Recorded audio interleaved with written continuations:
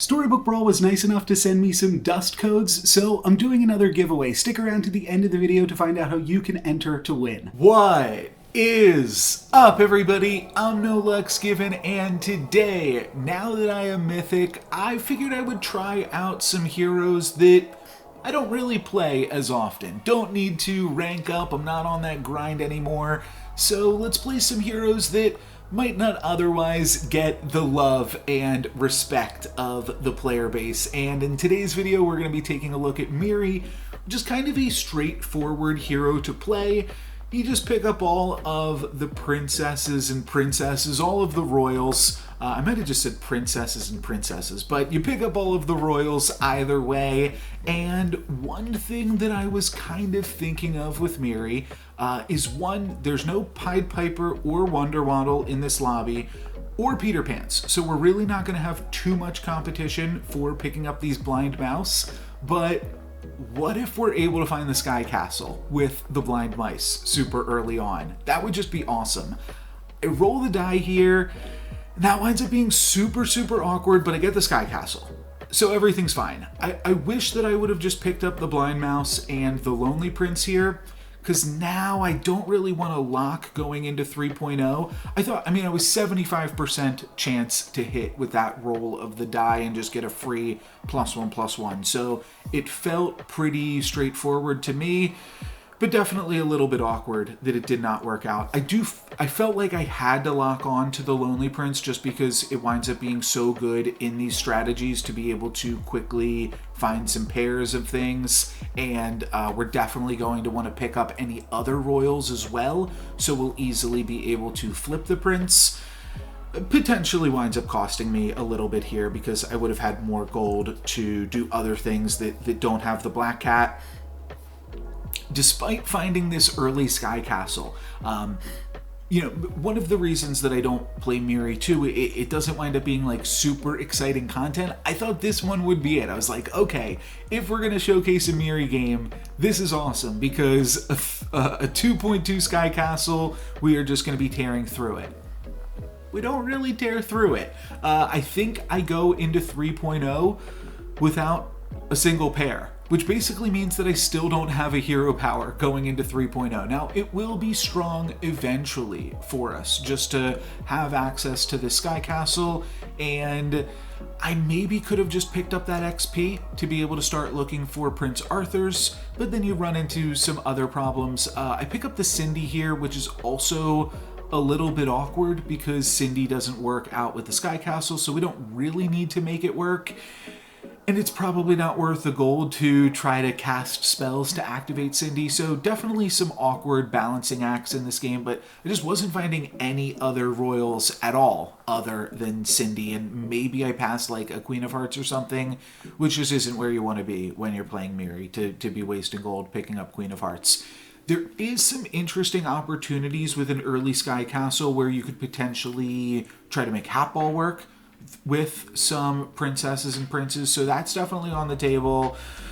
Not really going to come to fruition either, and yeah, just overall not going to be like a super stellar game for us, but we'll figure out something here picking up these royals eventually. We do find a Sherwood Sure Shot, and then I believe I do find, an Ogre Princess, so we can sell 2 things to pick up Ogre here. I'm honestly not even sure if that's correct, because maybe we're better off just hanging on to our gold and trying to make as many Prince Arthurs as we can, or King Arthurs rather, on future turns. So that's definitely a possibility as well, but pick up the Ogre Princess, maybe we'll get the Slay, maybe we will start to do some powerful stuff down the line. We are going to take out my opponent's front line. Their Queen of Hearts are going to be able to take me out. We go down to 21, which is fine because that means that maybe we'll grab Gingerbread Knights eventually. I do feel like awkwardly here, I might just be weak enough that I have to take Court Wizard, which isn't really where you want to be. I mean, Court Wizard's fine early as Mihri, but it doesn't work with the hero power, and you really want to find some actual royals as soon as you hit level 4. So definitely a little bit awkward, but we will make use of our hero power for the first time here, and I'm just going to go ahead and skip on that treasure so that I can roll for some more units, and then I'll just wind up putting in this Wicked Witch just because I got nothing else to do. I don't think I'm going to lock for Court Wizard. I don't think that that is the right maneuver here. I could see a world where we sell the Blind Mouse and the Witch to pick up a Burning Palm for Court Wizard. It's not the craziest idea, though. I think that as soon as possible, we're going to want to toss these Court Wizards anyways, and just look for as many Arthurs and stuff as we can find. Baby Dragon takes out Court Wizard, which is a little bit annoying, and there's a 40 health Sad Drac in this lobby too. We go down to 14 here, which again is fine because now we are going to be in range for Gingerbread Knights. Crystal Ball, definitely really powerful, and it's hard to pass up. It is going to kind of bait us into picking up more 3-cost royals.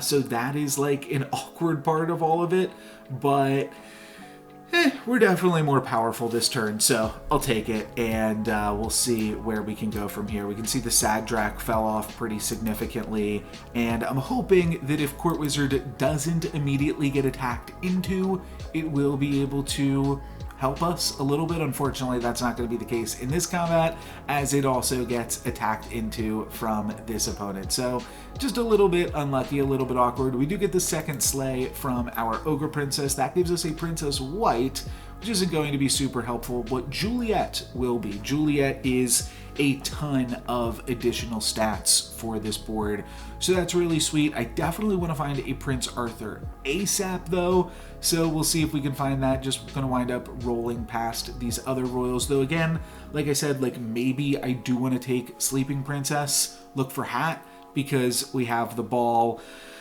But yeah, it definitely complicates some things. And then I'll wind up selling off 4 units just to pick up Gingerbread Knight. I think that the stats that provides is just too many stats to pass up. Too many stats to pass up there. So I'll pick up a Gingerbread Knight, and definitely want to find some Prince Arthurs soon. Going into 5.0 with no Arthurs is definitely not a great feeling.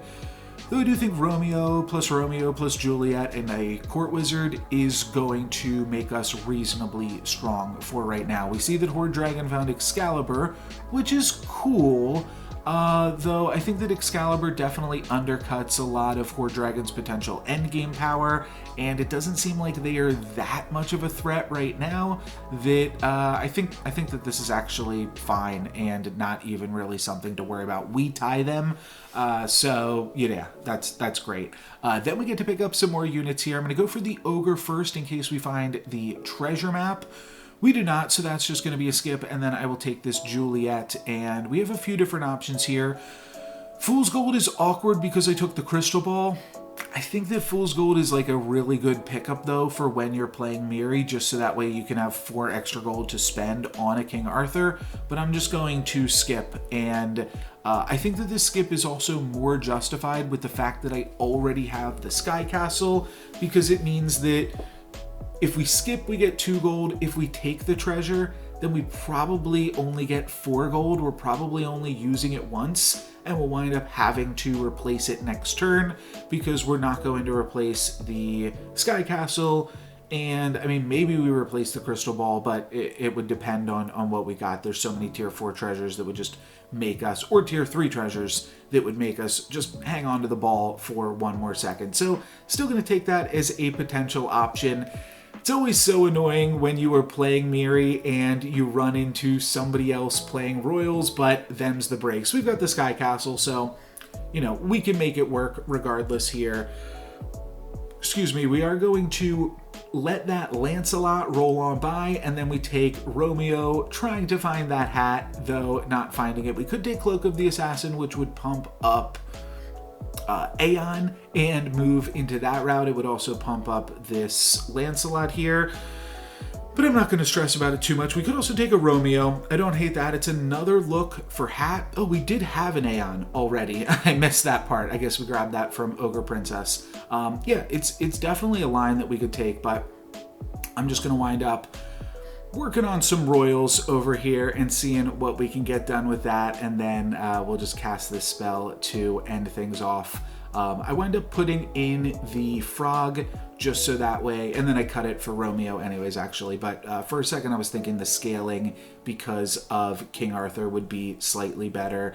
Still seeing a bunch of royals here from this Celestial Tiger. They're going double Ring of Meteors on a creeper. Kind of a cool strategy, but Juliet at this stage of the game is absolutely massive. So that is going to be able to take out the tiger, and we complete another Romeo, get one more look for ball, or hat rather, but the other thing that we were looking for was Cursed Throne. Cursed Throne can do a lot of really interesting stuff on royals, especially as Mihri, because you're going to want to hang on to all of these royals for as much as you possibly can.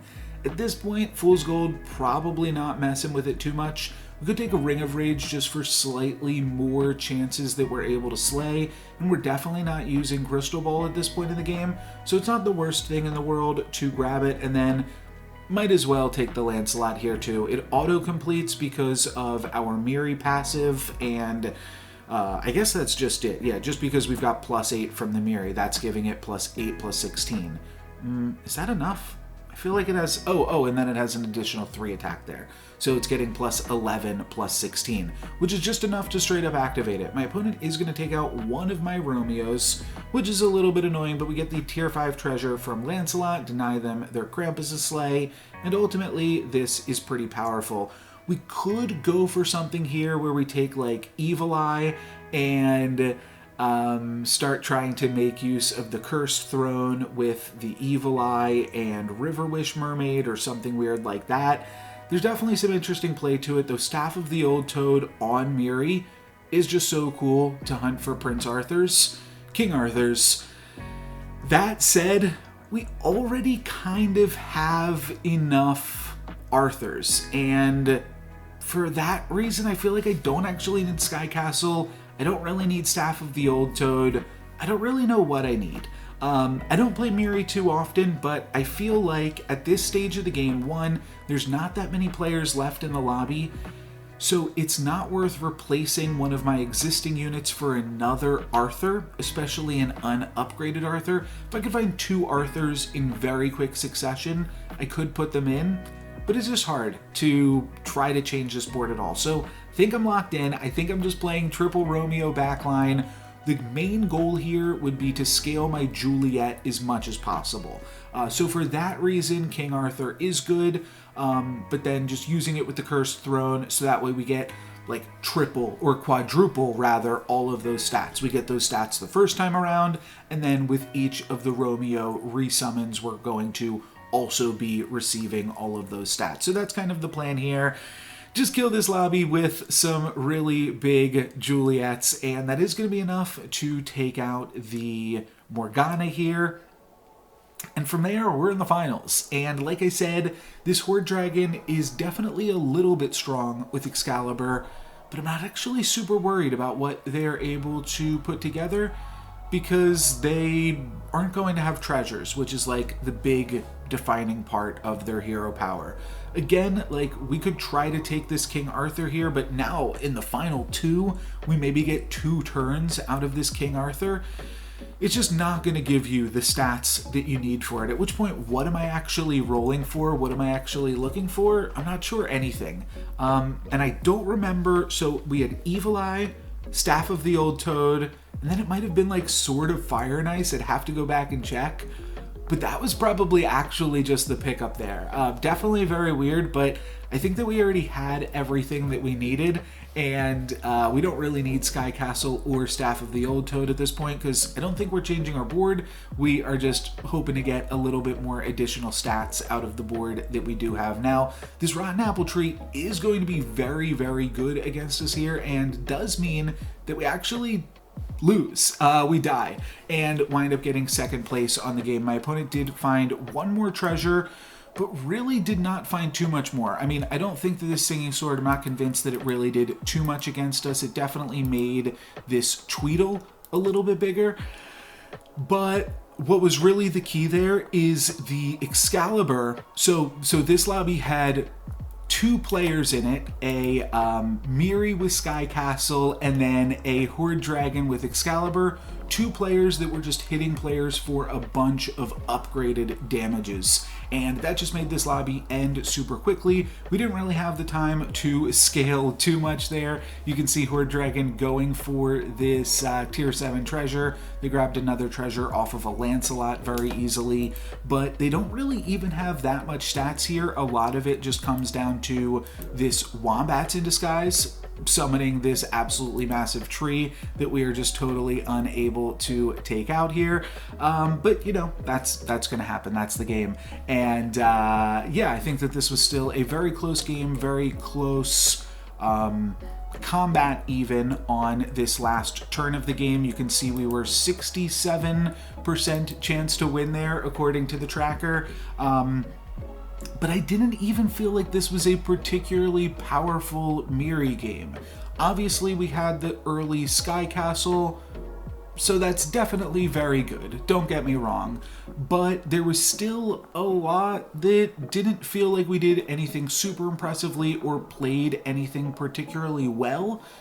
And the reason that I say that is I feel like that's maybe speaking to the potential strength of the hero, is that this wasn't a super exciting game, but hey, we got 2nd place, and that is still pretty good. That is going to be it for me today. Thank you guys very much for watching. I'm No Luck's Given. Peace. Here's the details for my giveaway this week. Just leave a comment on any of my videos that includes the word spell. New week, new code word. And you'll be entered into a chance to win a 4,000 dust code. The reason that I say to include the word, that way I can differentiate between the people just leaving a comment and those that are actually interested in the dust to make sure that it goes to a person that will appreciate it. And there's no limit to how many times you can enter. You can go back and comment on some of my previous videos. I've been uploading daily Storybook Brawl videos for the past 7 or 8 months at this point, so I'm sure there is some sweet content that you have yet to see.